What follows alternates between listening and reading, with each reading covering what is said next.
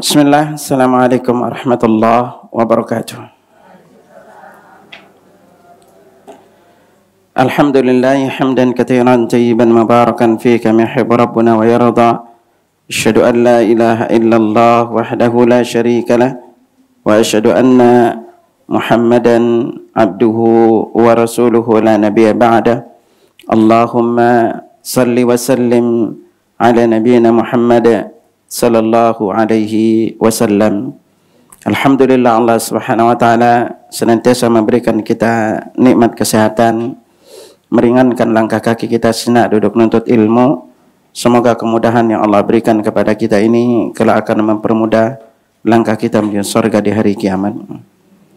Baik jamaah sekalian, kali ini kita akan singgung 9 tempat kita disunnahkan oleh Nabi sallallahu alaihi wasallam membaca surat Al-Ikhlas. Semoga nanti pertemuan berikutnya kita tambahkan di tafsir surat Al-Ikhlas ya. Ana sangat anjurkan kepada para jamaah terutama memahami kandungan di balik surat-surat yang rutin kita baca. Ini kan paling sering baca trikul kan? Iya. Gitu. Mau salat mutar, Al-Ikhlas, Al-Falaq, An-Nas. Ini pada orang-orang istiqomah. Ya, ingatin nanti ya. Jadi 3 surat terutama surat-surat Al-Falaq, An-Nas, lalu Al-Fatihah terutama nih. Ingatin ya. Al-Fatihah itu kandungannya Masya Allah. Di balik surat Al-Fatihah itu bukan hanya kita baca, tapi di sana terkandung 7 panduan hidup.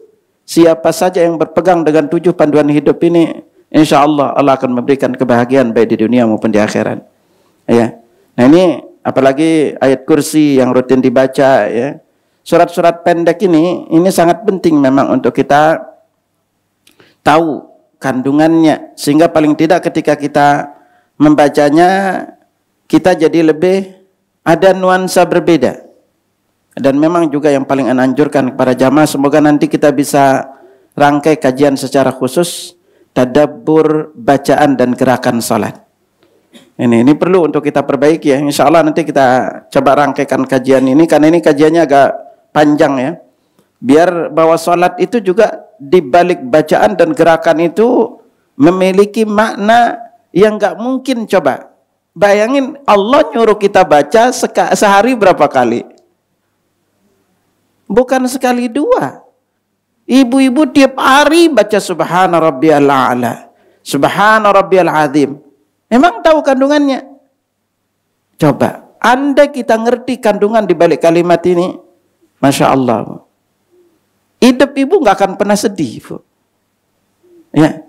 Dan nggak mungkin Allah nyuruh kita baca setiap hari. Apakah Allah hanya nyuruh kita baca doang? Kalau kita nggak ngerti kandungannya? Enggak. Ingat, Al-Quran itu tujuan terbesarnya bukan dihafal, Bu. Catat baik-baik ya.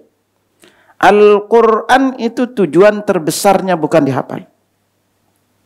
Memang Allah berjanji untuk memudahkan menghafalnya. Walaqad yassarnal Qur'ana lidzikri fahal min muddakir. Dan kami jadikan Al-Quran itu mudah untuk dihafal, mudah untuk dipahami, mudah untuk direnungi.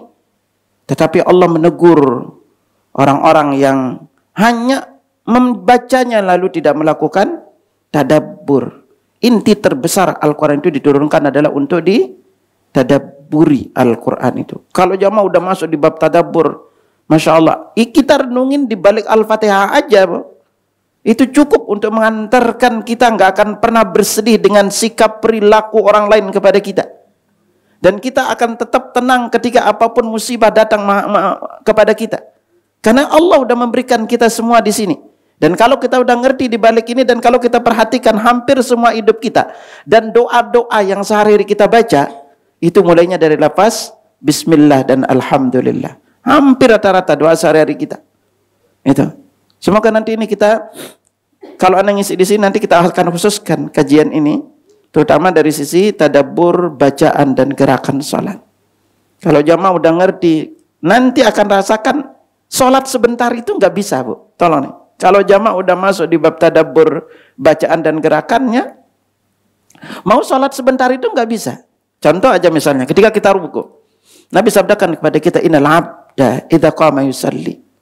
Seorang hamba itu apabila dia berdiri salat, utiya bidunubihi kulliha. Seluruh dosa yang pernah dia lakukan itu didatangkan kepadanya. Faudiyat ala ra'sihi wa tiqai. Lalu dosanya itu diletakkan di atas kepala dan kedua pundaknya. Fakullama raka'a wa sajada. Setiap kali dia ruku dan sujud, tasaqatat anhu. Dosa-dosanya jatuh berguguran. Apa kata Ibnu Qayyim? Perlama ruku dan sujud kalian sesuai dengan banyaknya kadar dosa kalian yang ingin jatuh berguguran. Coba ketika ibu ruku dan sujud, ibu ngerasa ini dosa-dosa ibu jatuh berguguran. Emang ibu mau sebentar? Apalagi nanti pas sujud, posisi kita paling dekat dengan Allah. Bukti orang cinta sama seseorang pasti betah berlama-lama dengannya. Iya apa enggak? Makanya kalau suami ibu nggak betah dekat ibu, itu pasti tanda cintanya udah mulai meluntur gitu. Mau dekat salah gitu. Makanya para suami lebih asik pegang HP dibanding pegang istrinya. Itu berarti suaminya udah lebih cinta sama HP. Makanya mama sekarang saingan terberat itu bukannya orang lain, Bu. Bukan wanita lain, Bu. Saingan terberatnya HP. Ya, sama anak aja, Bu. Saingan terberat kita bukan orang lain. Anak kita lebih asik HP, Bu, dibanding ngomong sama ibunya. Ngomong sama HP lama, ngomong sama maknya sebentar kalau pas butuh doang. Nah ini, baik jemaah sekalian, ini satu surat yang secara keagungan begitu luar biasa. Nah baru kita akan lebih banyak ngerti surat ini dari sisi kandungan kalau nanti kita kupas tafsirnya. Ya, Anda singgungkan dulu keagungannya dari beberapa lafaz kalimatnya yang ada. Itu sehingga paling tidak kita setiap hari membacanya tahu keutamaannya. Nah disinilah yang membedakan antara orang yang berilmu dengan tidak berilmu. Dan ingat selalu bahwa ketika kita dimudahkan oleh Allah melangkahkan kaki ke majelis taklim, itu tanda di antara tanda kita dikehendaki kebaikan oleh Allah. Karena Nabi SAW bersabda, "Mayuridillahu bi khairan yufaqihu fid din." Siapa yang Allah kehendaki kebaikan untuknya, Allah berikan dia pemahaman dalam agama. Makanya kalau ibu nuntut ilmu, kadang-kadang nggak mungkin paham sekali, benar. Karena kenapa? Udah tua. Udah lada-lada lemot gitu loh kan. Itu ya udah penting mak-mak itu duduk-duduk aja nuntut ilmu, paham nggak paham udah dapat pahala. Itu bengong sambil nyender selonjoran, itu aja berpahala tuh. Selonjoran di majelis taklim pahalanya gede dibanding selonjoran di rumah loh. Ya benar gak itu? Di rumah ibu selonjoran gak dapat pahala apa-apa. Kalau di majelis taklim ibu selonjoran, duduk asik sambil tidur, tahu-tahu itu saking asiknya hilang aja ingatan gitu. Itu kita udah berpahala. Nah ini bedanya. Makanya rendahkan hati, luangkan waktu. Kalau ibu-ibu, Anda sering ingetin. Ini baru kemarin Anda ngisi pesantren lansia, Pak. Setiap bulan itu saya ngisi 2 kali pesantren lansia di Cianjur. Gitu. Jadi selalu kita ingetin, terutama ibu-ibu di masa tua, manfaatkan duduk nuntut ilmu. Ngerti nggak ngerti datang aja. Itu walaupun udah nulis nggak pernah dibuka. Yang repot itu pas mau dibuka ini tulisannya apa kemarin gitu. Itu udah datang aja, kita udah berpahala, paling tidak kita didoain malaikat, didoain oleh seluruh alam raya. Lalu ingat walaupun bahasanya itu selalet-laletnya, ada aja yang nyangkut 1-2, benar? Iya.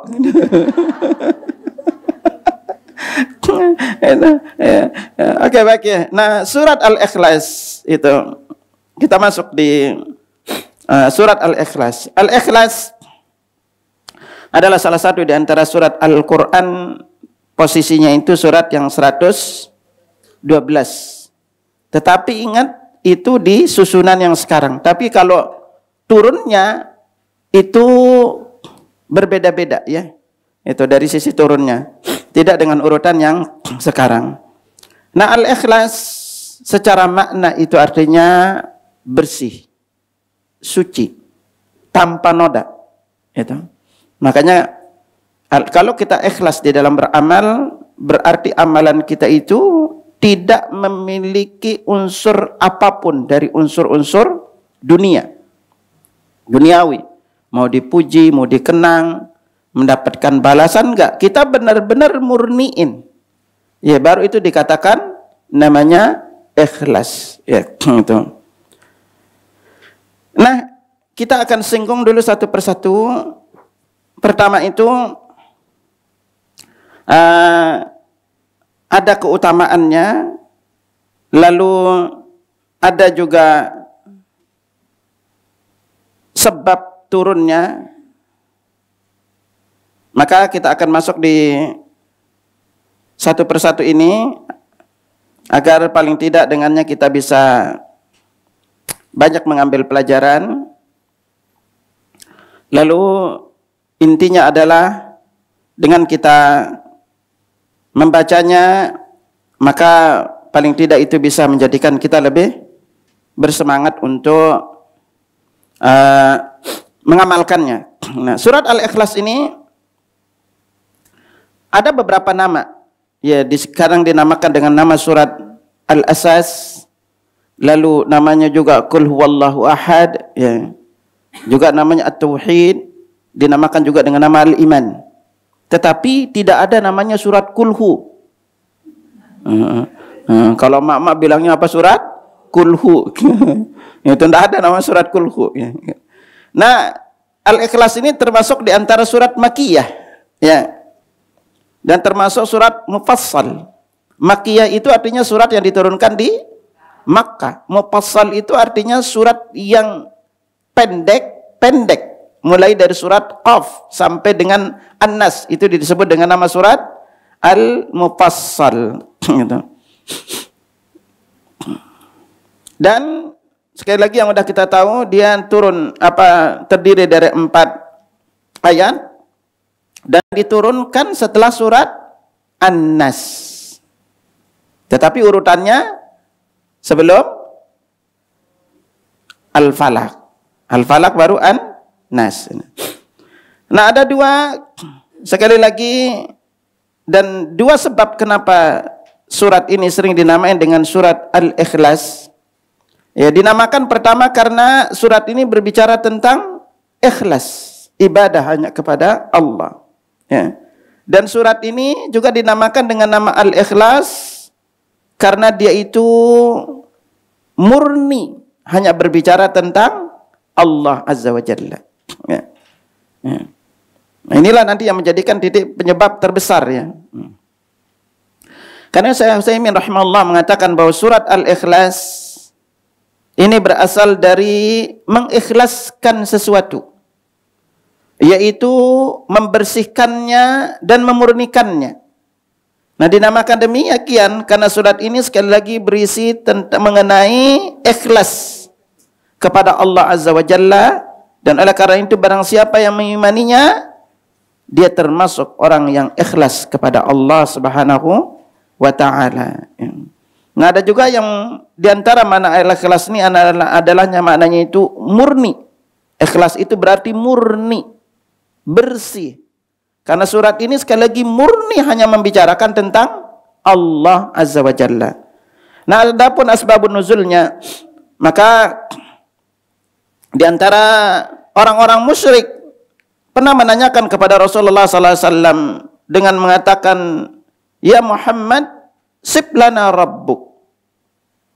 Sif lana rabbak. Wahai Muhammad, itu sifati atau sebutkan kami sifat Rabbmu. Maka Allah pun berfirman kepada Nabi sallallahu alaihi wasallam itu dengan menurunkan Qul huwallahu ahad, Allahus samad, lam yalid wa lam yulad wa lam yakul lahu kufuwan ahad. Ini kalau jamaah nanti kupas tafsirnya, Masya Allah.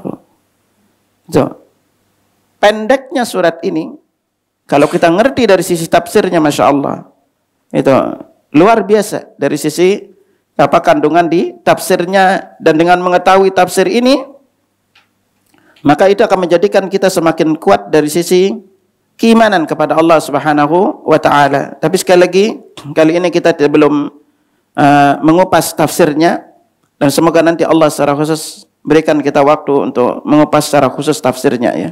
Karena kita fokus dulu di kapan-kapan kita disunnahkan untuk membaca dari surat Al-Ikhlas ini, yaitu di 9 tempat ini.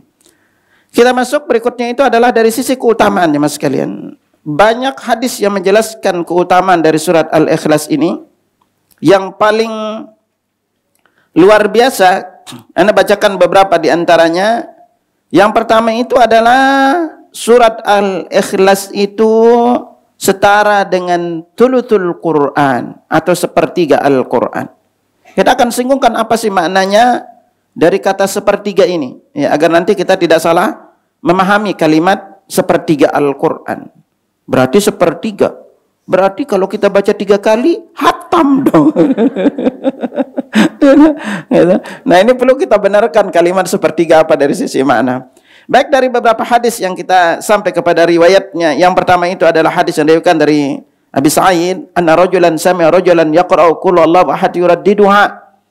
Jadi ada seorang, diriwayatkan Abu Sa'id Al-Khudri, bahwa seorang laki-laki itu mendengar seorang yang berulang-ulang membaca qul huwallahu ahad. Dia sering baca kalimat ini. Falamma asbaha jaa ila Rasulillah sallallahu alaihi wasallam fadzakara dzalik. Manakala waktu pagi tiba, orang tadi itu menemui Rasulullah sallallahu alaihi wasallam. Wa ka'anna ar-rajula yataqalluha.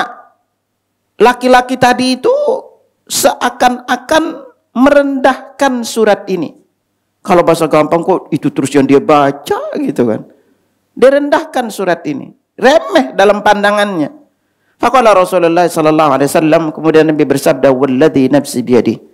Demi jiwaku yang ada di tangannya, innaha la ta'dilu thulutsal Qur'an.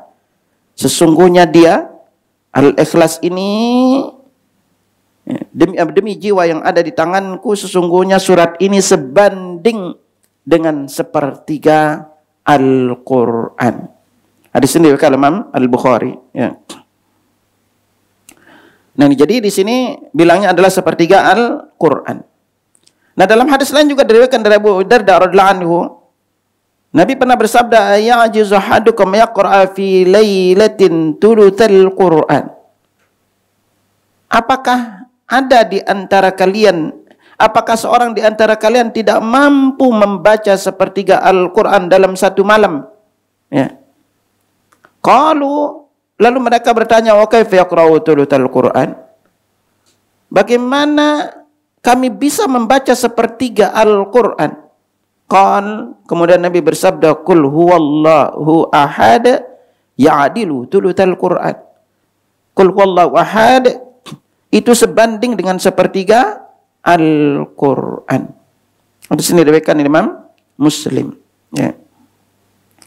Nah, di sini jamaah sekalian, maka pertama dari hadis-hadis ini, sebelum kita singgungkan keutamaannya yang lainnya, apa sih yang dimaksud dengan sepertiga Al-Quran?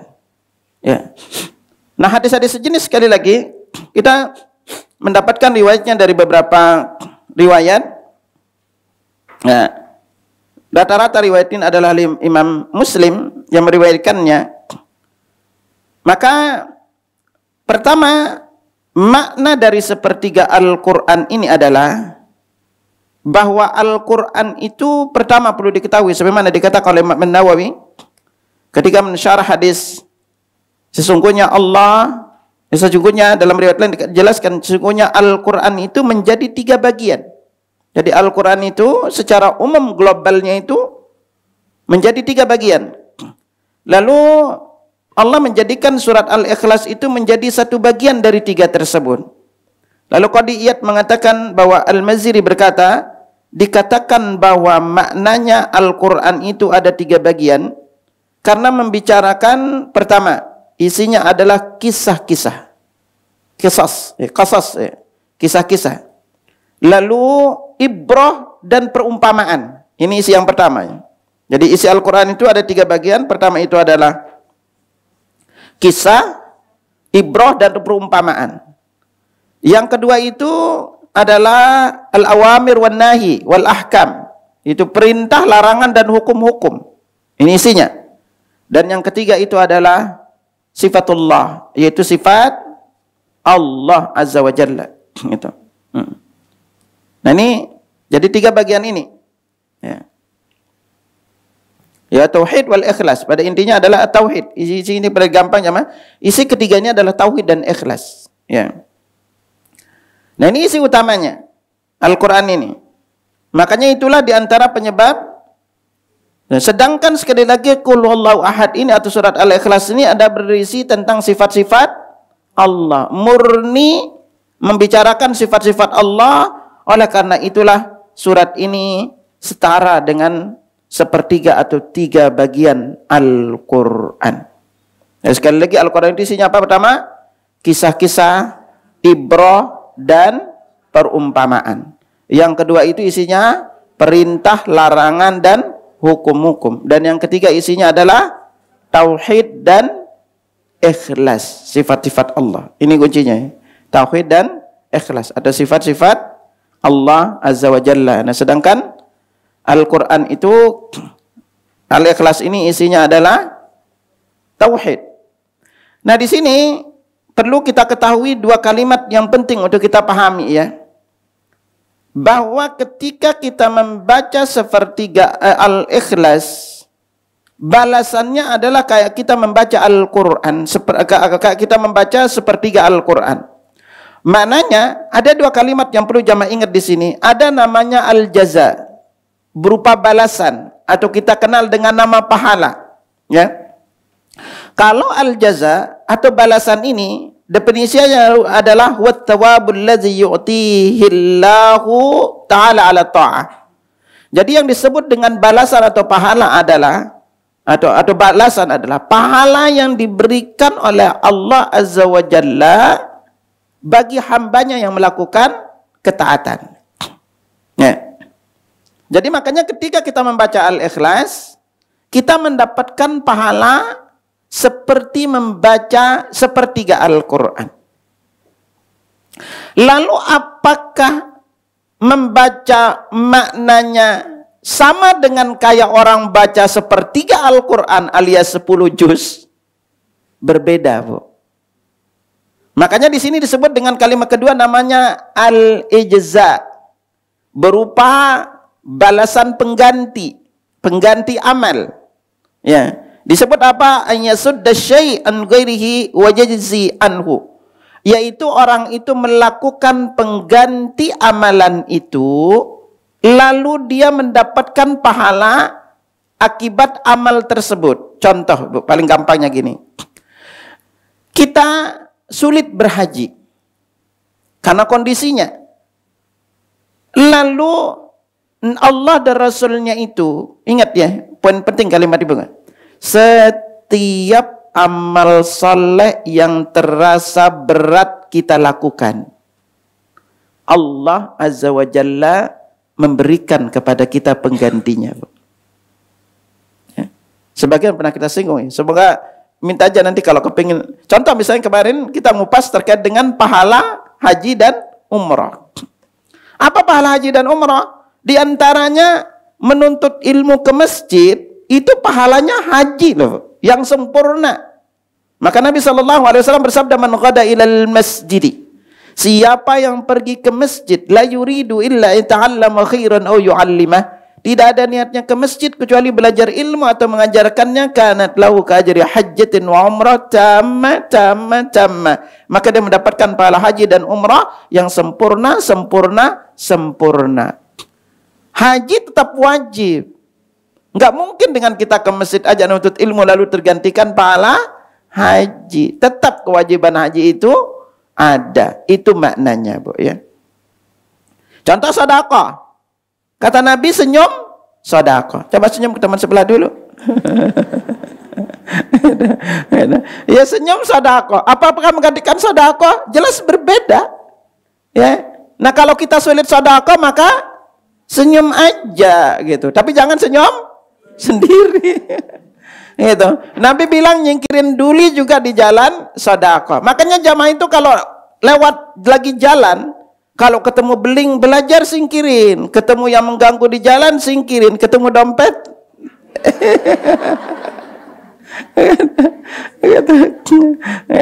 Nah ini ya. Nah sama juga dengan sholat malam. Sholat malam kita tidak bisa sholat malam bangun. Nabi ajarkan kita penggantinya. Salah satunya apa? Yaitu kita membaca 2 ayat terakhir dari surat Al-Baqarah.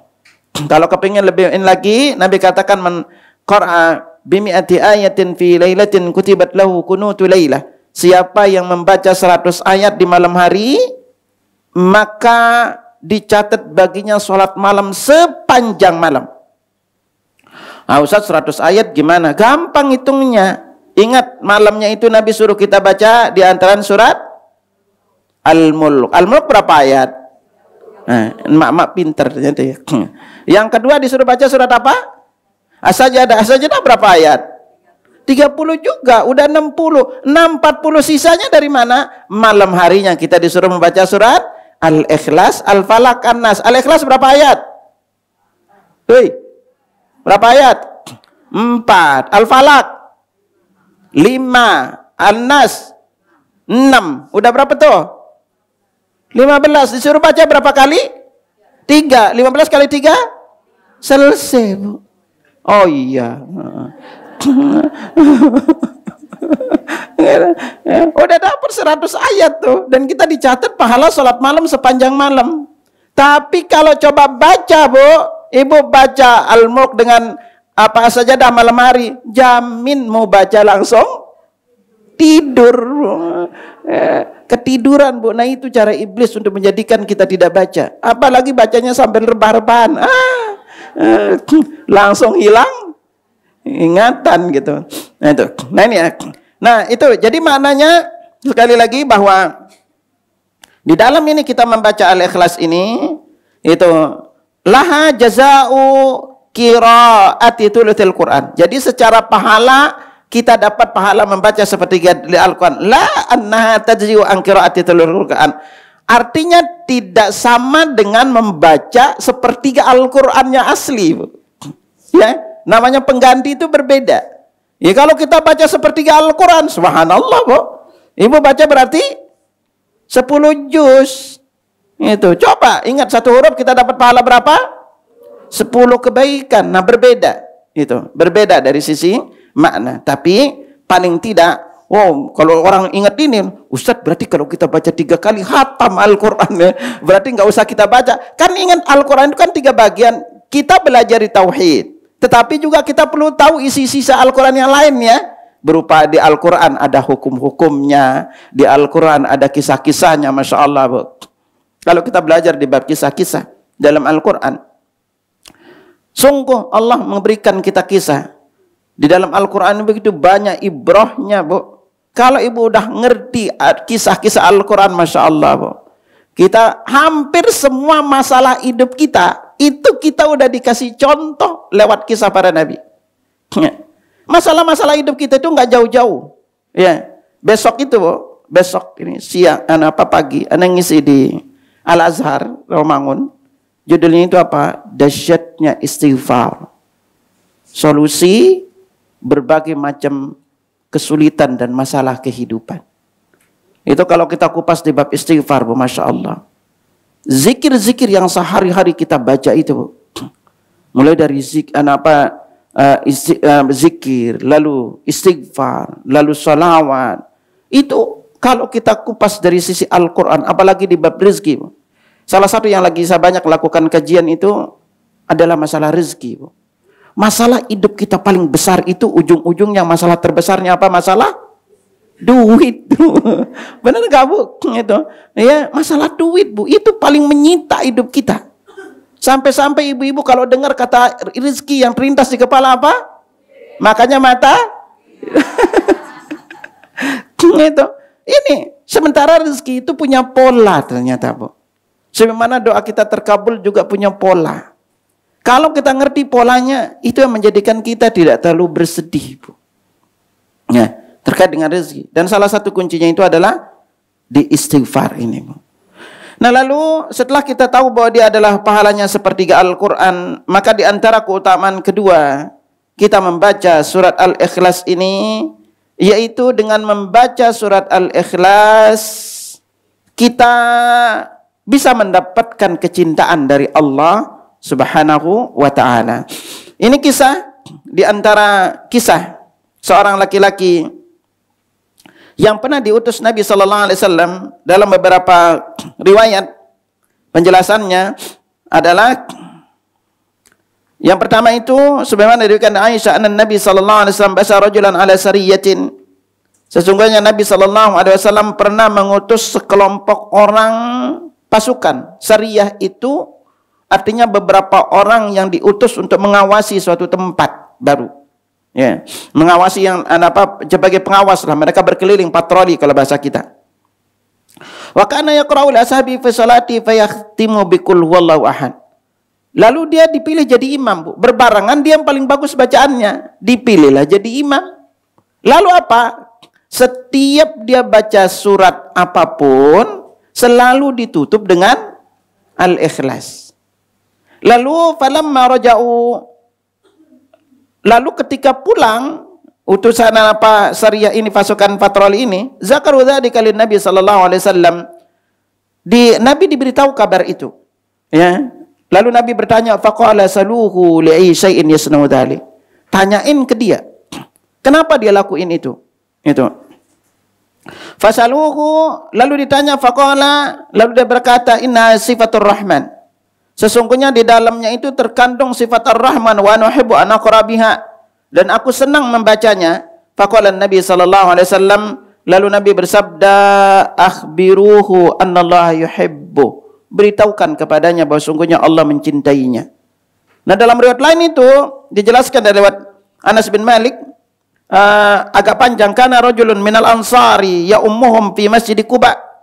Jadi ada seorang sahabat dari kalangan Ansar yang mengimami mereka atau para sahabat lain itu salat di Masjid Quba. Ya, kisahnya di Masjid Quba.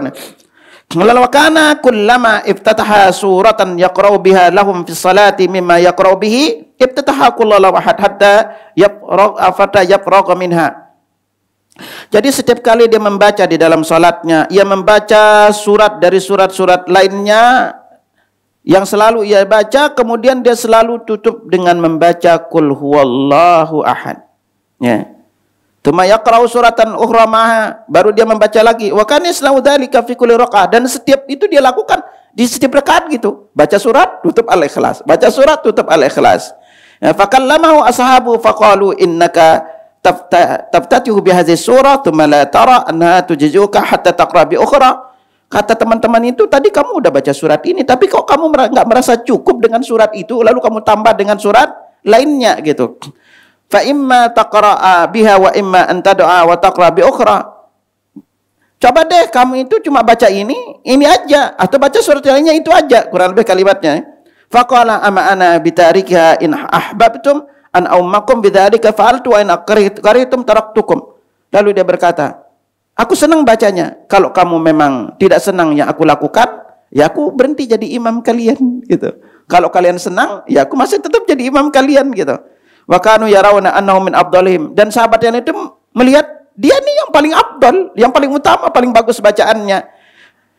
Wa kariu anyahum ghairahu, dan mereka ini juga enggak senang kalau diimami sama yang lain gitu. Ya, falamma atahum an-nabi sallallahu alaihi wasallam akhbaruhul khabar. Manakala mereka itu kembali ke Nabi, diceritakanlah kabar ini. Faqala ya fulan ma yamna'uka an taf'ala ma ya'muruka bihi ashabuk.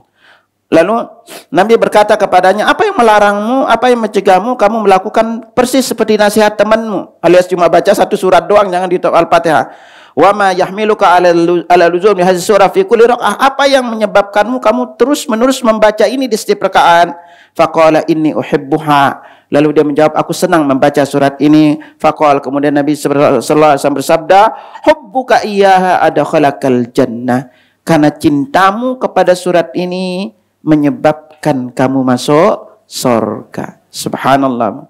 Ini sederhananya, ya, gitu. Itu sederhananya surat ini.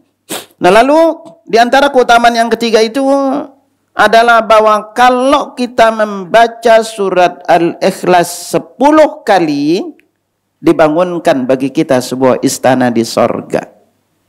Nabi sallallahu alaihi wasallam bersabda, "Man qara'a Qul huwallahu ahad hatta yakhtimaha 10 marrat banallahu lahu qasran fil jannah." Siapa saja yang membaca Qul huwallahu ahad sebanyak 3 kali, itu sebanyak 10 kali, sampai selesai. Jadi siapa saja yang membaca Qul huwallahu ahad 10 kali sampai selesai, dibangunkan baginya sebuah istana di sorga. Ini.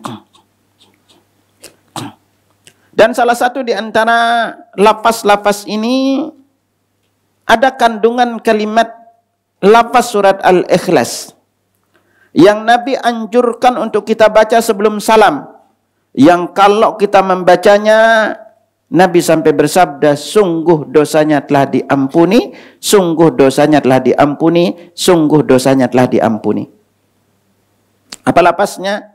Bahkan juga di antaranya itu nanti termasuk di antara penyebab doa kita dikabulkan. Ini dua-duanya perintah untuk kita anjurkan baca sebelum salam.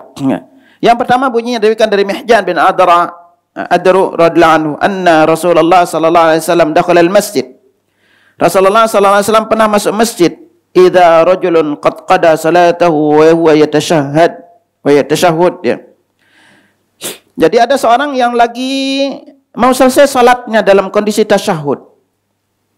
Faqal, kemudian dia membaca, Allahumma inni as'aluka ya Allah bi annakal wahidul ahadus samad alladhi lam yalid wa lam yulad wa lam yakul lahu kufuwan ahad an taghfira li dhunubi innaka antal ghafurur rahim.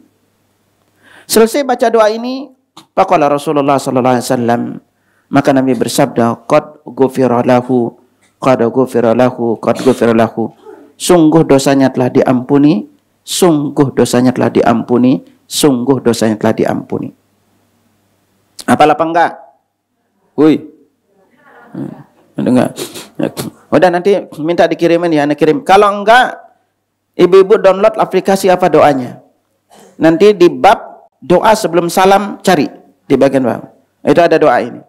Ya budinya, Allahumma inni as'aluka bi anni asyhadu, Allahumma inni as'aluka ya Allah bi annakal wahidul ahadus samad alladzi lam yalid wa lam yulad wa lam yakul lahu kufuwan ahad an taghfir li dhunubi innaka antal ghafurur rahim. Dan juga di baliknya ini ada juga yang menyebabkan doa kita dikabulkan. Kalau kita membaca di antara bagian lafaznya adalah surat Al-Ikhlas ini. Sebagaimana dihadiskan dari Buraidah bin Husayb al-Islami radhiyallahu anhu, dia berkata, anna Rasulullah sallallahu alaihi wasallam sami'a rajulan yaqul. Rasulullah sallallahu alaihi wasallam pernah mendengar seorang itu berdoa. Bunyi doanya, Allahumma inni as'aluka bi anni asyhadu annaka antallah la ilaha illa antal ahadus samad alladzi lam yalid wa lam yulad wa lam yakul lahu kufuwan ahad. Bagian belakang udah hafal kan? Wih, udah hafal. Itu. Lalu apa kata Nabi? Walladzi nafsi biyadihi, demi jiwaku yang ada di tangannya, laqad sa'altallah bil mihillazi idza su'ila bi'ata. Sungguh engkau telah meminta kepada Allah dengan nama-namanya yang apabila diminta dengannya dia memberi. Wa idza du'a bi ajaba, yang kalau berdoa menggunakan nama tersebut doanya diijabah. Maka ini salah satu di antara doa mustajab. Allahumma inni as'aluka bi anni asyhadu annaka antallah la ilaha illa antal ahadus samad alladzi lam yalid wa lam yulad wa lam yakul lahu kufuwan ahad. Setengahnya udah hafal kan? Itu tinggal nambah setengahnya doang itu kan, gitu kan. Bayangin itu kalau kita buka doa dengan doa ini, itu kata Nabi, kalau meminta diberi, kalau berdoa diijabah. Subhanallah. Nah ini keistimewaan lapas ini ya. Itu lapas kalimat ini. Nah ikhwatal iman rahimakumullah. Setelah ini kita akan masuk di pembahasan kapan kita disunnahkan membaca surat Al-Ikhlas. Nah ada 9 kurang lebih riwayat-riwayat yang sampai kepada kita itu tempat Nabi perintahkan secara khusus membaca surat Al-Ikhlas. Ada di antaranya udah kita amalkan, ada yang perlu untuk kita ketahui juga, ya. 5 pertama itu disandingkan dengan surat Al-Kafirun. Jadi Al-Kafirun dan Al-Ikhlas.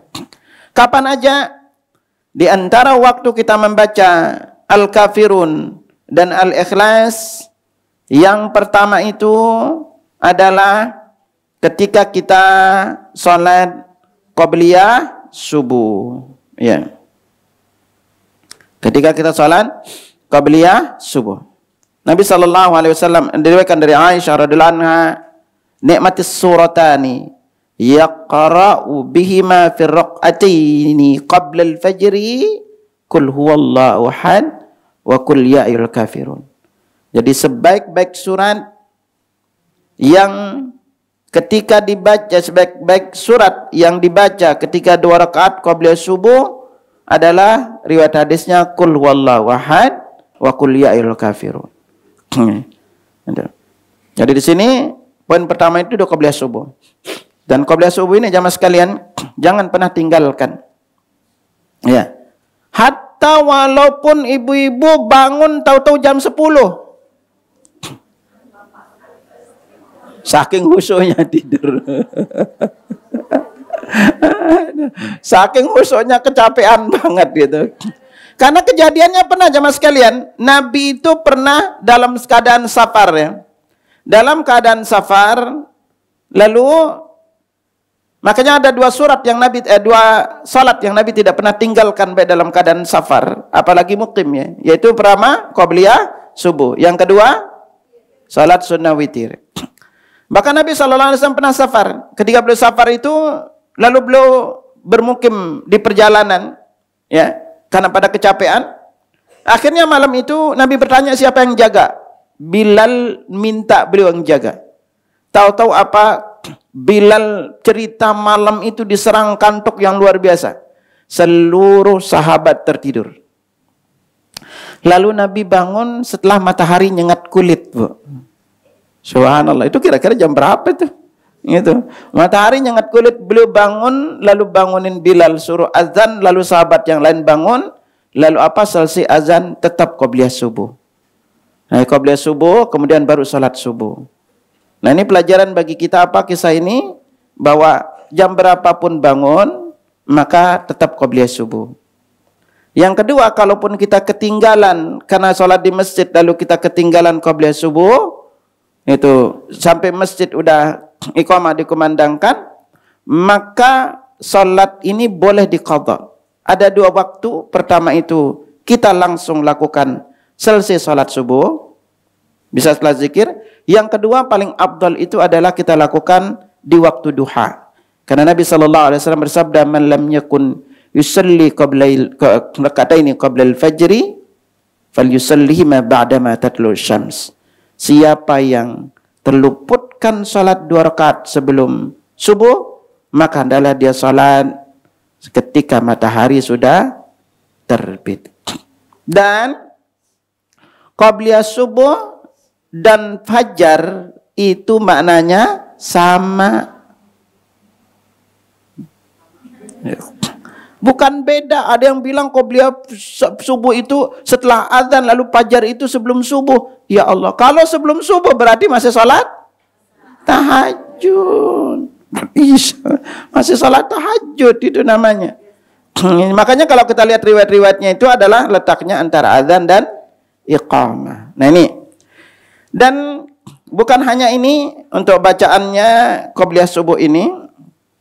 Ya, bacaan lainnya, tapi yang paling untuk bisa kita baca adalah 2 rakaat, 2 rakaat ini yang bisa kita baca ya di qabliyah subuh. Kalau mau baca yang lain juga ada ya, di antara yang mungkin ibu-ibu bisa amalkan sebagai tambahan pengetahuan terkait dengan surat yang dibaca. Sebagaimana riwayat dari Ibnu Abbas, anna Rasulullah sallallahu alaihi wasallam kana yaqra'u fi raqatail fajri fil ula minhuma. Jadi Nabi membaca di rakaat pertama dalam salat qabliyah fajar itu adalah beliau membaca qulu amanna billahi wa ma unzila ilaina wa ma unzila ila Ibrahim, dan selanjutnya itu surah Al-Baqarah ayat 136. Ya.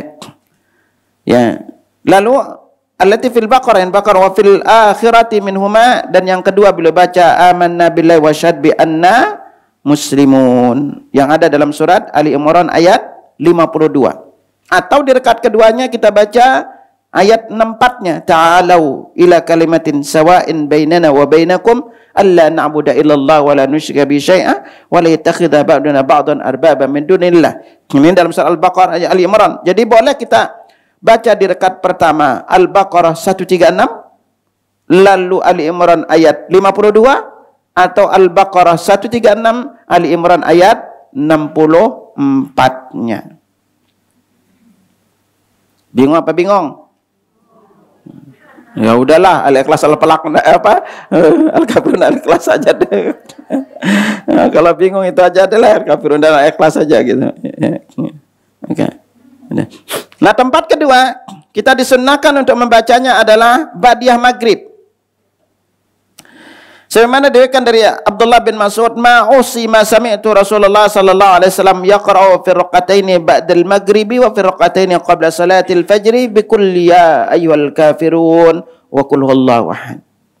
Kata beliau, aku tidak dapat menghitung karena sangat seringnya aku mendengar bacaan Rasulullah sallallahu alaihi wasallam membaca surat pada 2 rakaat ba'diyah maghrib dan pada 2 rakaat qabliyah subuh, qul ya ayyuhal kafirun wa qul huwallahu ahad. Ya, hadis ini dari Imam Tirmidzi dan Al-Albani mengatakan hadis hasan sahih. Kalau kita lihatkan di riwayat Aisyah bilangnya apa? Qul huwallahu ahad dulu baru al-kafirun. Nah, kalau riwayat ini mengatakan qul al-kafirun dulu baru qul huwallahu ahad. Ya. Udah. Ya. Yang secara umum bacaannya pertama al-kafirun dulu. Secara umum. Ya, kita juga sekali-kali kalau mengikuti urutan Aisyah bisa al-Ikhlas dulu. Ya. Kalau zahirnya dia ngapa-ngapa, ya, dan doang. Nah ini ya. Jadi kalau nggak hafal, silakan pilih yang lain. Tapi masa nggak hafal? Ya.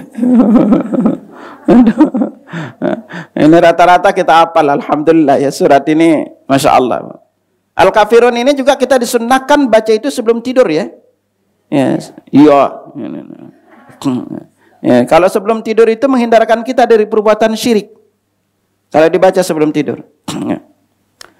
Lalu berikutnya kita membacanya surat Al-Ikhlas ini yang mungkin agak jarang jamaah lakukan. Yaitu kapan? Yaitu ketika sholat maghrib malam Jumat. Nah, berarti apa? Mau sholat maghrib malam Jumatnya. Ya, Kamis. Sebagaimana diriwayatkan dari Jabir bin Samrah, beliau mengatakan kana Nabi sallallahu alaihi wasallam yaqra'u fi salatil maghribi lailatul jum'ah qul ya ayyuhal kafirun wa qul huwallahu ahad.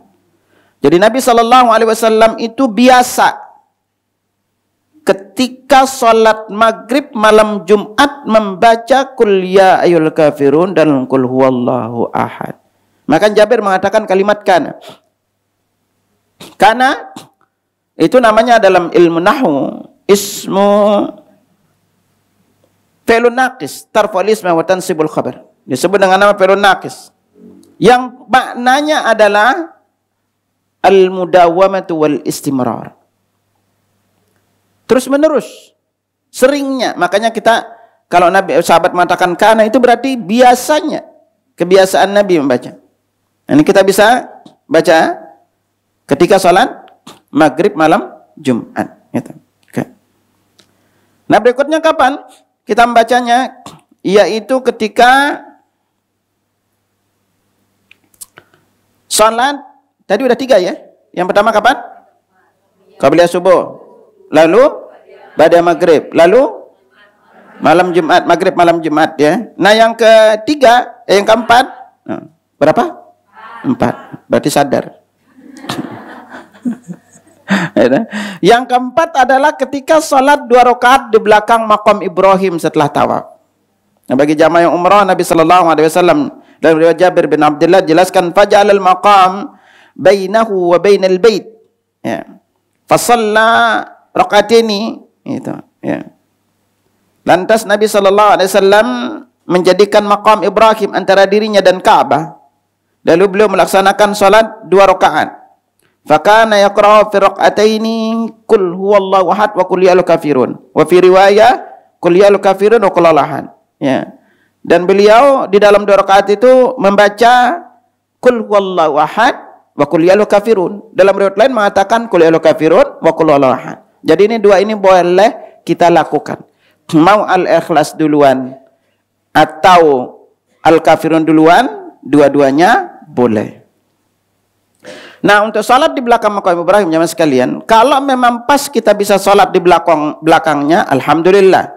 Kalau lagi padat, lagi ramai tawaf, rata-rata kesulitan. Di sisi manapun kita salat dari sisi Ka'bah itu, maka udah terwakilkan salat di belakang makam Ibrahim. Ana ingetin kepada para jamaah, untuk tawaf yang pertama, ketika kedatangan kita bukan tawaf sunnah, maka di antara salah satu sunnahnya tawaf itu adalah yaitu dia melakukan mutawif, laki-laki melakukan namanya al-iddiba, yaitu apa? Menyingkap bahu kanannya.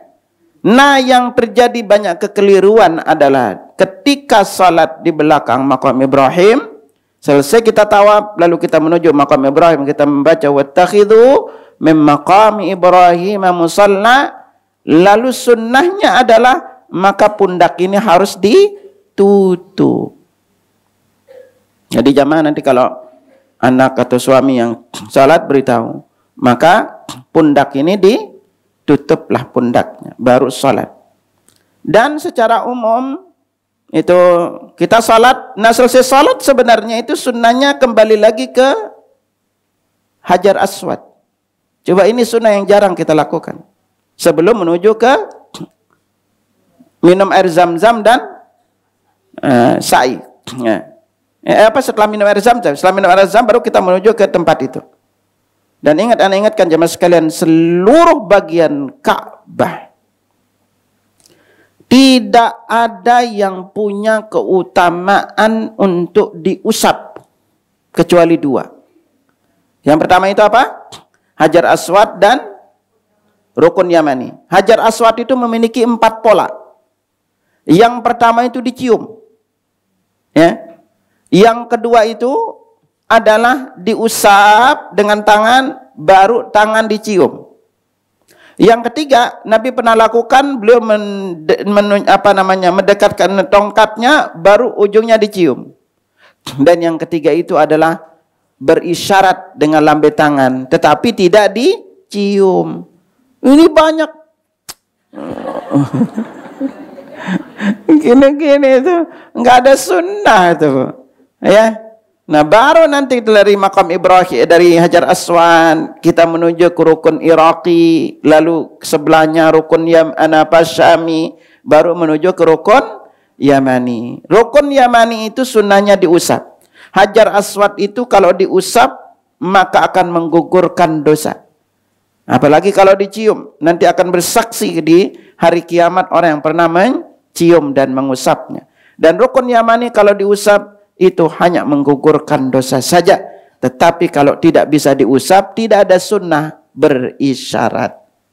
Ya, di Rukun Yamani tidak ada sunnahnya. Maka di Rukun Yamani Hajar Aswad kita cukup baca doa, Rabbana atina fid dunya hasanah wa fil akhirati hasanah wa qina. Terus gitu. Jadi dari Hajar Aswad sampai Rukun Yamani tidak punya bacaan khusus. Silahkan mau berzikir, istighfar, baca Quran, silahkan. Okay? Dan jangan nanti selesai tawaf usap-usap Ka'bah, nggak ada contohnya, boy. Itu diusap-usap, nangis sambil update status gitu, jepret gitu lagi sana apa. Jangan lakukan itu. Nah, lalu yang kelima, tempat kita membaca Al-Kafirun dan Al-Ikhlas yaitu ketika kita salat witir 3 rakaat ya. Ketika kita salat witir 3 rakaat.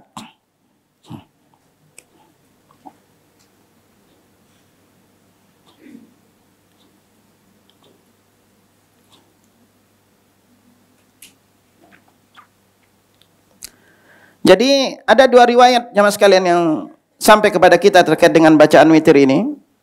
Yang pertama itu riwayat Aisyah. Abdullah bin Jurain pernah bertanya kepada Aisyah, aku menanyakan pada Aisyah radhiyallahu anha, surat apa yang dibaca Rasulullah sallallahu alaihi wasallam? Maksudnya setelah Al-Fatihah ketika beliau salat witir, Aisyah menjawab, kana yutiru Rasulullah sallallahu alaihi wasallam.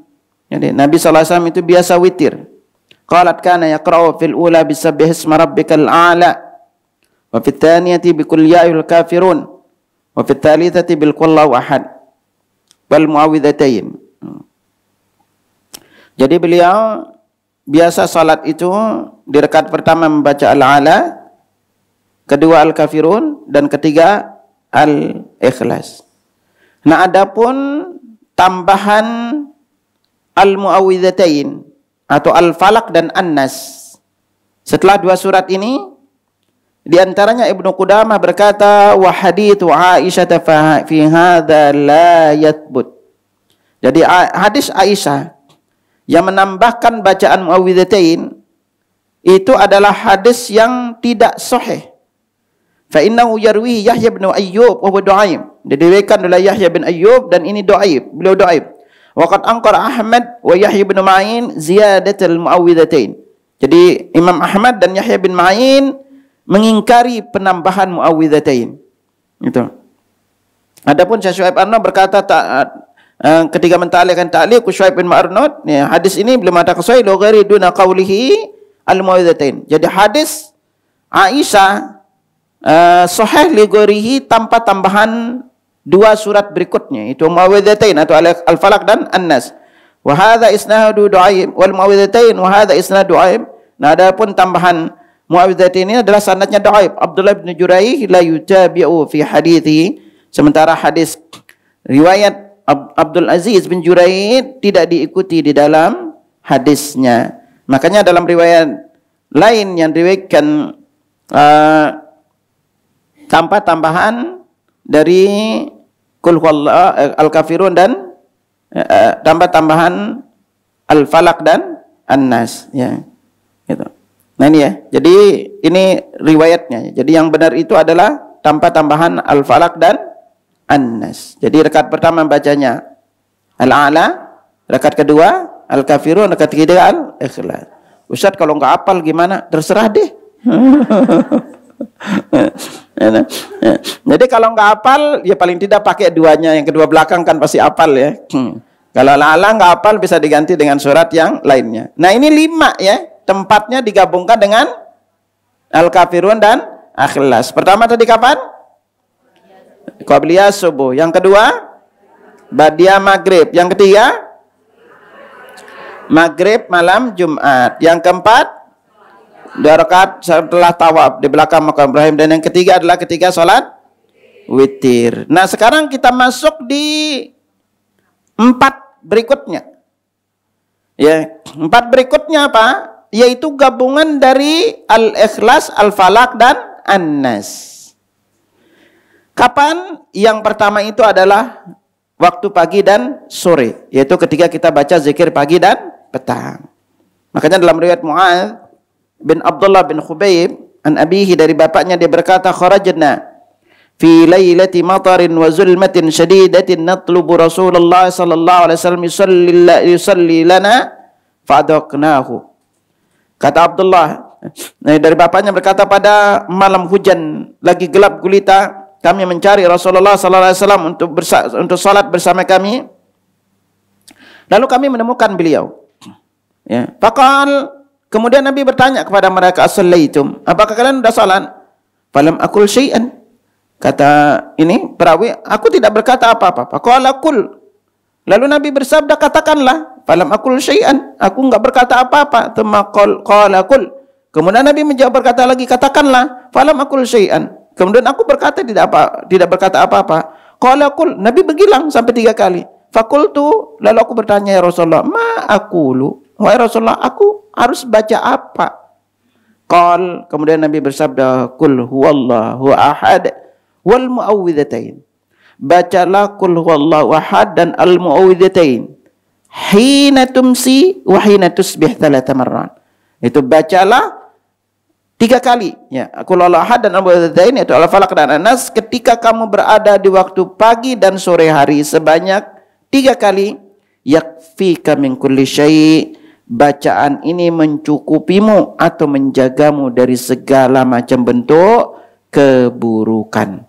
Diriwayatkan Abu Daud dan An-Nasa'i. Syalbani berkata hadis ini hasan. Nah, perhatikan jemaah sekalian. Pertanyaan berikutnya, kalau ini kita jadikan zikir pagi petang, kapankah batasan pagi dan kapankah batasan petang? Ibnu Qayyim mengatakan bahwa pagi itu dari selesai salat subuh sampai matahari terbit. Lalu sore itu dari selesai salat asar sampai matahari terbenam. Tetapi mayoritas ulama mengatakan bahwa zikir pagi itu boleh kita baca terakhir sampai sebelum zuhur. Ini sebagaimana Lajnah Daimah Lubuhat Imam ditanya, lalu malam itu, sore itu boleh sampai malam. Dan ini buktinya salah satunya.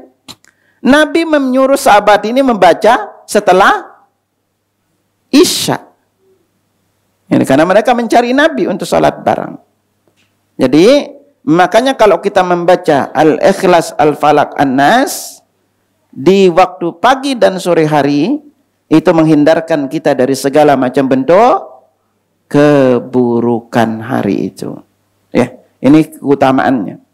Ya, alhamdulillah, makanya Allah takdirkan kita pada apal untuk dibaca. Ya, jangan lalaikan ya, zikir pagi petang ini memiliki banyak keutamaan. Terutama Anda sangat anjurkan jamaah jangan lupa untuk membaca Sayyidul Istighfar, ya.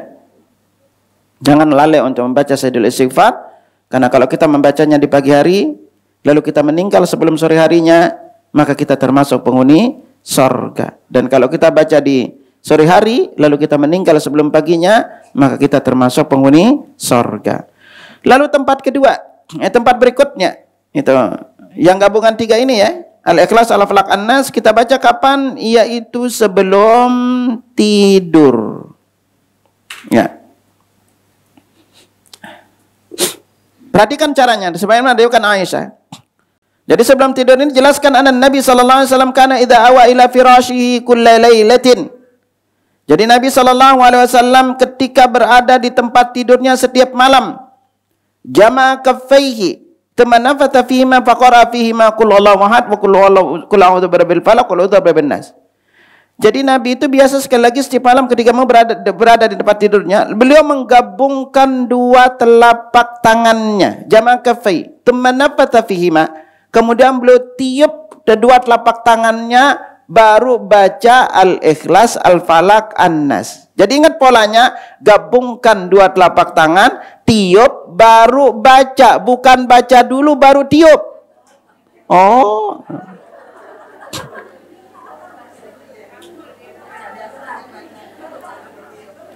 Nah ini salah satu kekeliruan yang banyak dilakuin. Baca dulu, baru tiup. Bukan tiup dulu, baru baca. Nah ini yang kelirunya, hampir kebanyakan jamaah itu baca dulu baru tiup. Sementara Aisyah bilang apa? Gabungin 2 telapak tangan, tiup, baru baca. Nyambung? Iya. Gitu. Nah ini ya, itu kekeliruan kita. Baru berikutnya apa? Setelah beliau baca, ingat bacaannya itu bukan sekaligus 3, Bu. Jadi Al-Ikhlas, Al-Falaq, An-Nas sudah baca itu apa? Setelah beliau baca 3 ini, tsumma yamsahu bihi ma mastata'a min jasadi. Kemudian mengusap bagian yang mampu diusap dari tubuhnya. Dari mana mulainya? Lihat hadisnya. Yabda'u bihi ma ala ra'sihi wa wajhihi. Beliau memulai itu dari atas kepala dan wajah. Berarti dari sini mulainya. Lalu ke wajah. Baru terus bagian depan yang bisa dijangkau dari tubuhnya dilakukan 3 kali. Oh. Ya. Jadi polanya apa? Al-Ikhlas, Al-Falaq, An-Nas. Ingat, gabungin 2 telapak tangan, tiup, baca Al-Ikhlas, Al-Falaq, An-Nas, baru usap. Dari atas, bagian depan muka, sampai bagian depan badan, terus begitu lagi ulangin 3 kali. Walah. 3 kali aja sekaligus Ustaz. Lebih praktis gitu. Nah itu polanya, digabungkan 3 kali ya. Jadi perhatikan ya, ingat gabungin telapak tangan, tiup baru baca, bukan baca dulu baru tiup. Itu. Ini paling banyak terjadi jamaah kekeliruan itu. Hah? Jadi urut tuh, jadi saya gabungin telapak tangan, lalu tiup. Baca berikutnya apa? Al-Ikhlas, Al-Falaq, An-Nas. Udah itu langsung usap dari atas kepala, muka, bagian depan badan. Itu kan pertama, ulangin seperti itu 3 kali. Nyambung? Ya, yang ketawa selama ini gitu ya. Oke, berikutnya tempat kita membacanya saat meruqyah. Ya. Atau membaca doa wirid untuk penyembuhan ketika sakit. Nah, perhatikan kalau ruqyah, ingat tadi itu pribadi ya. Kalau pribadi berarti sama polanya, gabungin telapak tangan, tiup, baca baru dari atas kepala. Tetapi kalau meruqyah bukan dari atas kepala. Dari mana? Kita lihat hadisnya. Tadi diriwayatkan Bukhari Muslim ya, dari Aisyah. Aisyah mengatakan, Ana Aisyah radhiyallahu anha qalat kana Rasulullah sallallahu alaihi wasallam idza awa ila firasi nafatha fi kaffayhi bi qul huwallahu ahad wal bi walidayni jami'an. Jadi apabila Rasulullah sallallahu alaihi wasallam hendak tidur, beliau meniupkan ke telapak tangannya sambil membaca qul huwallahu ahad dan muawwidzatain, itu Al-Falaq dan An-Nas. Kemudian beliau mengusap ke wajah dan seluruh tubuhnya. Lalu kata Aisyah, itu. Falamma ishtaka. Ya, lihat. Ya, tumma masabihima wajahu, ya, kemudian setelah itu beliau mengusap mukanya. Nah, perhatikan. Itu. Wa ma balagha min jasadihi, kemudian dari bagian tubuhnya. Lihat, perhatikan. Kalau untuk tidur itu mulainya dari kepala. Tapi kalau untuk ruqyah mulainya dari muka. Tuh, kepala enggak usah. Oh, gitu. Ya, makanya dibilang apa? Ini beliau menggabungkan sama, polanya sama, gabungin telapak tangan, itu dunio, itu baru baca Al-Ikhlas, Al-Falaq, An-Nas. Lalu beliau membaca temayam saubi wajah, kemudian beliau mengusap wajah. Nah, bukan dari atas kepala, wajah, lalu bagian depan badannya. Nah, lalu kata Aisyah, falamma qalat Aisyah, falamma ishtaka kana ya'muri afala dzalik. Manakala beliau sakit, Nabi memerintahkan aku melakukan itu. Ya. Nah, hadis tadi diriwayatkan oleh Imam Bukhari. Ya. Jadi, ingat kalau diri sendiri mau tidur, maka gabungkan telapak tangan, tiup, baru baca Al-Ikhlas, Al-Falaq, An-Nas, mulainya dari atas kepala, muka, bagian depan badan. Tetapi kalau untuk meruqyah, polanya sama, gabungkan 2 telapak tangan, tiup, Al-Ikhlas, Al-Falaq, An-Nas, mulainya dari muka, terus bagian depan badan. Jangan kebalik, makanya. Itu. Nah, suami ibu bisa ruqyah juga. Sama gitu. Bacain usap di muka. Ngapain mah? Di ruqyah gitu. Ya, itu caranya boleh ruqyah. Anak juga ibu bisa melakukan sama untuk di ruqyah anak. Ya. Gitu. Nah, berikutnya waktu kita membacanya yang keempat. Itu tadi yang ketiga ya. Yang keempat adalah yaitu wirid selesai salat.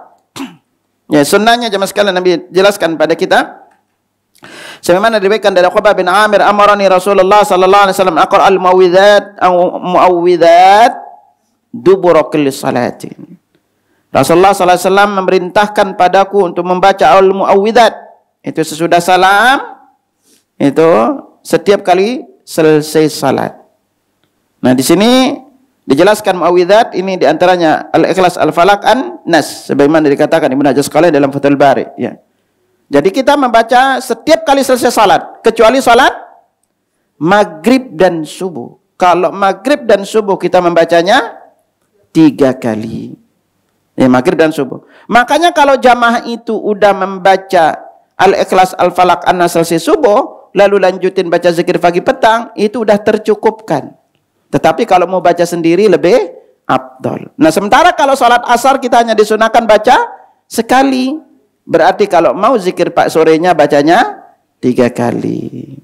Ya, wallahu a'lam bissawab. Insyaallah nanti ana ingetin kalau ana ngisi lagi di sini nanti kita kupas secara khusus tafsir surat Al-Ikhlas juga Al-Falaq dengan An-Nas. Nanti kita sambung dengan juga tafsir surat Al-Ikhlas Al-Fatihah ya. Ada pertanyaan silakan. Ada? Ibu-ibu udah pinter nggak nanya.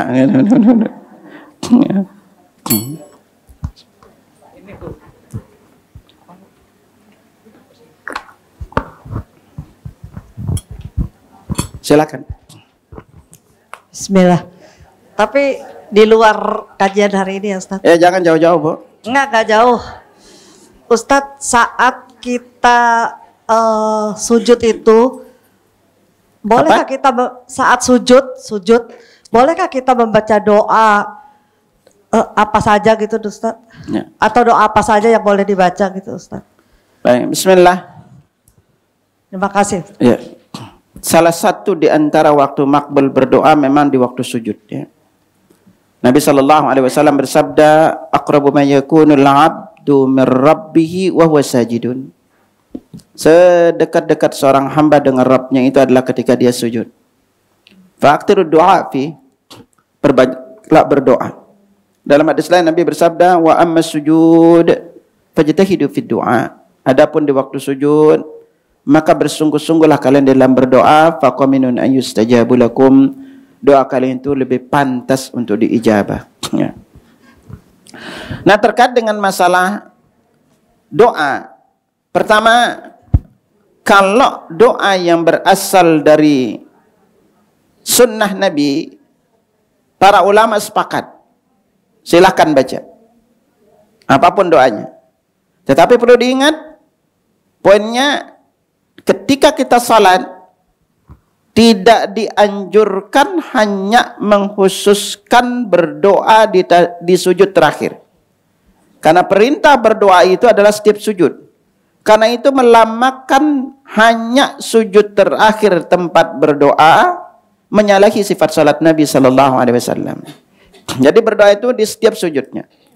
Adapun kalau doa yang berasal dari Al-Quran, ada perbedaan pendapat. Ada yang mengatakan boleh, ada yang mengatakan tidak. Tetapi secara umum mengatakan tidak mengapa. Karena ketika kita membaca doa yang dari Al-Quran, memang Nabi larang kita membaca ketika ruku dan sujud. Nabi SAW bersabda, ala wa inni nuhitu an aqra al-Quran raqiyan aw sajida.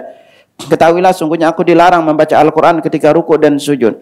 Karena Al-Quran ini adalah kalamullah yang mulia. Ruku itu tanda kita merendahkan diri, apalagi di waktu sujud. Makanya tidak dianjurkan membaca Al-Quran di waktu ini. Tetapi kalau doa-doa yang berasal dari Al-Quran, maka boleh ya kita baca seperti Rabbana Atina, atau ditambahkan kalimatnya. Kalau doa yang berasal dari Nabi itu standar mulainya dari kalimat Allahumma. Kalau doa yang Al-Quran itu bunyinya Rabbana atau Rabbi, maka tambahin depannya Allahumma. Makanya di antara doa yang paling banyak Nabi baca, sebagaimana diriwayatkan hadis Ibnu Malik, karena aktaru doain Nabi sallallahu alaihi wasallam, doa yang paling banyak Nabi baca itu adalah Allahumma Rabbana atina fid dunya hasanah wa fil akhirati hasanah wa qina adzabannar. Jadi ibu bisa tambahkan di depannya Allahumma. Seperti ibu berdoa Rabbi zidni ilma, jadi Allahumma Rabbi zidni ilma, atau Rabbi habli minas sholihin, atau ibu baca Allahumma Rabbi habli minas sholihin, atau ibu tambahkan Allahumma habli minas sholihin. Tapi lebih abdal ibu tambahkan kalimat Rabbi. Adapun kalau pakai bahasa Indonesia, Ustaz gimana? Gitu kan. Maka kalau bahasa Indonesia cukup bisa kita membacanya dalam hati. Ya, tapi alangkah lebih baiknya ibu hafal dari Al-Quran dan Sunnah. Banyak kok doa-doa pendek, Bu. Salah satu doa yang afdal, Bu, yang ibu baca. Nabi sabdakan kepada kita, afdalud doa itu doa yang paling afdal yang seorang hamba itu membaca dengannya. Apa bunyinya? Allahumma inni as'alukal mu'afata fid dunya wal akhirah. Ini doa paling afdal. Ma min da'watin yadu biha al-'abdu afdalu min. Tidak ada doa yang paling afdal seorang hamba itu membaca Allahumma inni as'alukal mu'afata fid dunya wal akhirah. Riwayat lain mengatakan kita disuruh minta al-afiyah. Maka lafaznya Allahumma inni as'alukal afwa wal afiyata fid dunya wal akhirah. Bisa pakai lafaz ini. Ya, itu. Wallahu a'lam bishawab. Ya. Ada yang lain? Ada Ustaz, satu lagi Ustaz. Ya. Mau nanya soal sholat jamak qashar takdim atau jamak qashar takhir. Itu di antara sholat itu nanti setelah salam itu boleh iqomah lagi atau enggak Ustaz? Oke. Udah. Satu lagi, ketika mau safar dalam kondisi masih maghrib di rumah, tapi nanti isya itu di perjalanan, tapi sudah di sholat di rumah itu boleh enggak Ustaz? Oke, baik jamaah sekalian. Poin ingat di bab jamak qashar ya. Kalau berbicara qashar itu selalu kaitannya dengan safar. Jadi ingat, kalau qashar safar itu patokannya. Kalau jamak maka terkait dengan kebutuhan, Bu. Contoh, orang yang lakukan operasi itu boleh untuk menjamak salatnya. Kalau udah dibilang jamak berarti salatnya lengkap, hanya yang digabungkan waktunya. Baik itu didahulukan maupun dibelakangkan, ya. Nah, lalu ketika hujan boleh kita jamak. Ibu lagi sakit yang kalau akan selalu sholat awal waktu terasa berat dan pengen istirahat, maka bisa untuk menjamak sholatnya. Misalnya ibu tidur dari pagi pengen nanti ini tidur aja istirahat sampai asar baru jamak sholat asarnya, maka itu dibolehkan kalau terkait dengan jamak. Ya. Nah, lalu poinnya ketika kita mau berangkat safar baru boleh kita qashar jamak dan qashar salat itu setelah keluar dari area perumahan kita atau desa kita, Bu.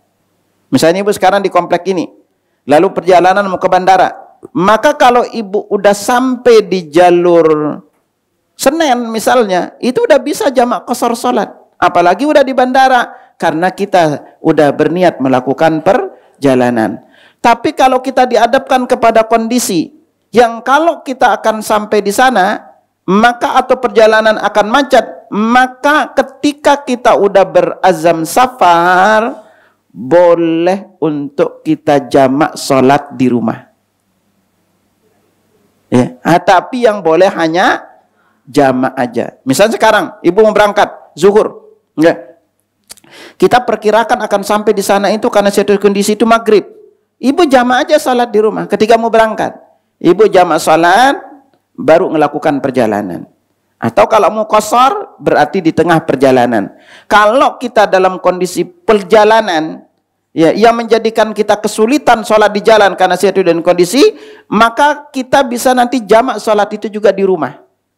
Kita sampai rumah, maka kita bisa jamak salatnya, tapi tidak bisa qashar. Ingat, qashar itu selama ibu masih dalam perjalanan. Nih, ibu rumahnya di sini nih. Lalu lapar makan di Romangun gitu kan. Itu ibu masih bisa jamak qashar salat, Bu. Kenapa? Karena kita belum sampai di rumah. Nyambung apa bingung? Bingung. Nah, ya. Kuncinya kalau lama kita sampai di perjalanan berarti selama hitungannya safar berarti boleh kita qashar. Jadi jamaah sekalian. Contoh, kadang-kadang di antara jamaah itu, saya misalnya kalau bawa jamaah umrah, Bu. Kalau lagi capek, Bu, itu daripada fisik drop, Anda bilang ke tim, nanti bangunin asar ya. Udah, Anda selesai makan, selesai, bahkan bangun itu sampai isya. Kemarin Anda dibangunin sampai jam 10 kecapean, Bu. Lalu apa? Anda bilang selesai makan zuhur, Anda istirahat total. Anda jamak dulu salat, jamak qashar. Karena kalau kita safar juga bisa jamak qashar, Bu. Ingat, haji umroh itu ibu lagi safar, jadi bisa jamak qashar salat. Anda jamak qashar salat zuhur, lalu tidur istirahat. Itu dibangunin apa kata tim? Anda ngelihat antum capek banget itu baru Anda bangun jam 10. Jam 10 malam Anda dibangunin sama beliau. Jadi karena agak capek kemarin tuh. Itu bisa, jangan takut gitu. Ya kalau jamaah kan bilang, oh tanggung Ustaz, ya udah silakan. Tapi Anda anjurin kalau lagi capek mending istirahat. Atau jangan terlalu ke dalam sholatnya sehingga pulang itu capek. Apalagi sekarang itu panasnya mantap. Mekah itu sekarang 44. Maghrib itu jam 17.15 atau 19. Ya. Itu sekarang nih kondisinya. Isya subuh itu jam 4.18 subuh. Jadi malamnya pendek, siangnya panjang. Itu asar kita keluar, maghrib keluar itu masih panas. Itu kalau asar keluar pleng itu kayak di open muka itu. Ini musim panas. Jadi kalau ibu-ibu jamaah yang umrah itu di bulan Juni, Juli, Agustus itu adalah musimnya panas. Kalau mau yang adem itu adalah September, Oktober. Dan September, Oktober itu masa peralihan, Bu. Ya, baru agak dingin itu November, Januari, Februari itu mulai adem. Ya, kalau Maret ke atas peralihan, Juni, Juli itu adalah panas. Ya, gitu. Ya. Ada lagi? Kalau ada mau berangkat bareng Ana berangkat nanti insya Allah 30 Agustus sama di bulan November, tanggal 6 sampai 16 November. Ya. Kalau ada mau berangkat bareng. Kalau berangkat bareng, Anda standar jamaah sekalian. Kalau udah take off, izin, Anda cek bacaan sholatnya, gitu. Satu persatu jamaah. Jadi Mekah Madinah itu kami cek, Bu. Karena pengalamannya selama ini bawa jamaah, Bu, udah pada banyak yang berangkat umroh itu pas dicek, ya Allah, bacaannya, Bu. Kami selalu standar, Bu. Setelah take off 1 jam, Anda cek satu persatu jamaah. Kecuali kalau malam. Kalau malam kan langsung naik pesawat pada tidur. Kalau siang ketemunya, udah Anda cek satu persatu. Itu, jamaahnya itu. Kita cek, nanti di Makkah Madinah kami juga cek bacaanmu. Sampai kita benerin lagi bacaan salatnya. Pokoknya dia pulang paling tidak doa sehari-harinya. Sampai kemarin Anda cek 1 jamaah. Baca subhana rabbiyal azim wa bihamdi itu 10 kali lebih ulang, gak belum benar-benar, Bu. Ya Allah, sampai ini ulang-ulang. Ini di pesawat, ulang, Bu. Ini yang benar, pindah ke sini, berubah, ini berubah. Ada yang sampai dia udah umroh 8 kali, pas cek bacaannya, ya Allah, talbiyah panjang pendeknya keliru. Belum itu yang pendek aja subhanarabbiyal azim wa bihamdi. Coba kalau bacaan apa namanya? Tasyahudnya lebih amburadul lagi karena gaya TPA, Bu. Ya, gaya TPA contoh at-tahiyatul mubarakatus salawatut. Coba aja gitu. Nah makanya kami di pesantren lansia itu, Bu, itu jamaah itu apalagi mak-mak. Ya Allah, dicek bacaannya, Bu, salat ini bacaan salat.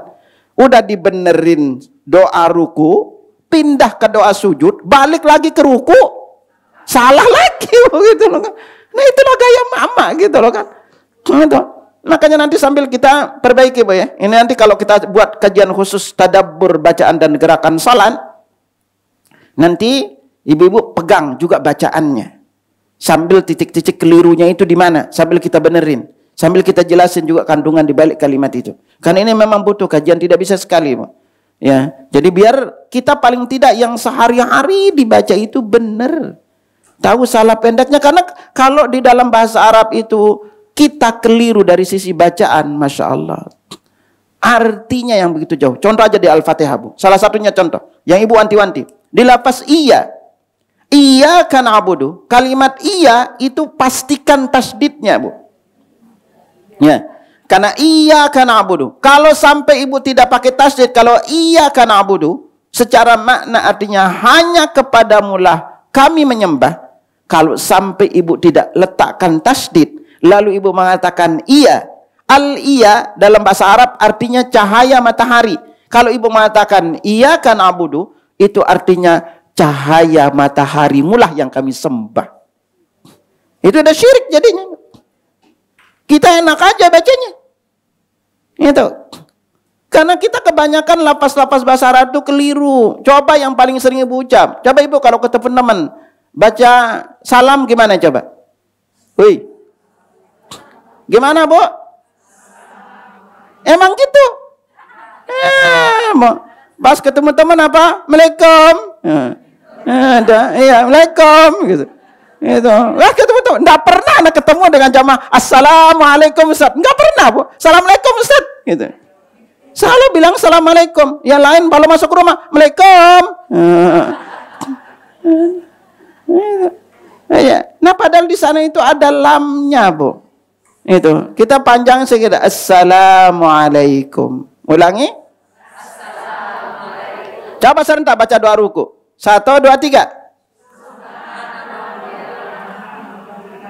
Ulangi. Persis gaya TPA. Nunnya jangan dipanjangin, jangan bilang subhana rabbiyal azim. Enggak, Pak.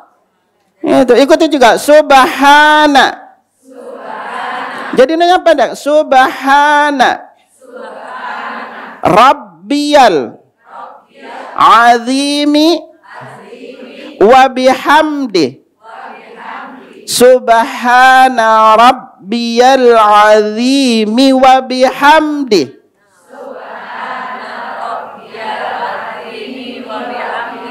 Ulangi.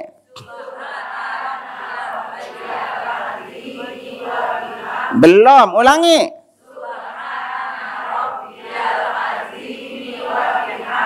Udah mending. Ya ini Bu, coba kebanyakan rata-rata baca subhana rabbiyal, bukan rabbiyal. Lalu azimi, mi-nya dipanjangin gara-gara doyan mie gitu. Azimi, wah ini gaya TPA, Bu. Gitu.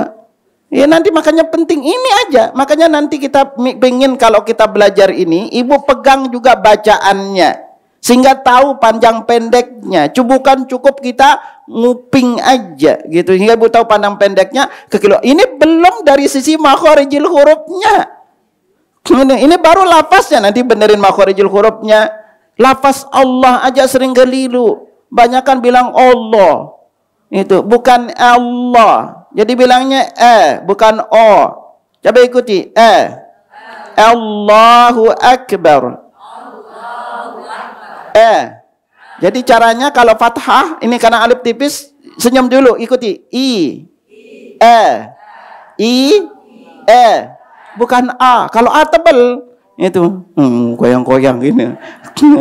Gitu. Ikuti. Bukan Allah tapi Allahu Akbar. Ulangi.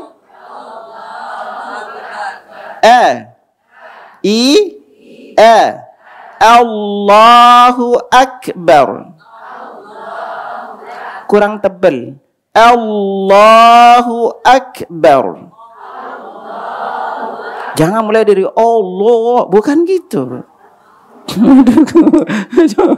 Gitu. Ya. Nah ini makanya biar kita sama-sama belajar ya. Rendahkan hati belajar. Semoga Allah Subhanahu wa taala memudahkan kita dan menjadikan kita termasuk di antara hamba-Nya yang dimudahkan untuk ilmu dan juga dimudahkan di dalam mengamalkannya. Dari sekian dulu. Subhanakallahumma wa bihamdika asyhadu an la ilaha illa anta astaghfiruka wa atubu ilaik. Assalamualaikum warahmatullahi wabarakatuh. Dukung Al-Hujjah untuk punya tempat dakwah. Salurkan wakaf lahan melalui Bank Syariah Indonesia, nomor rekening 7796001377 atas nama Al-Hujjah Dakwah Islamiyah dengan memberikan kode 300 di belakangnya. Contoh, Rp 10.300.000, syukron, wa jazakumullah khair.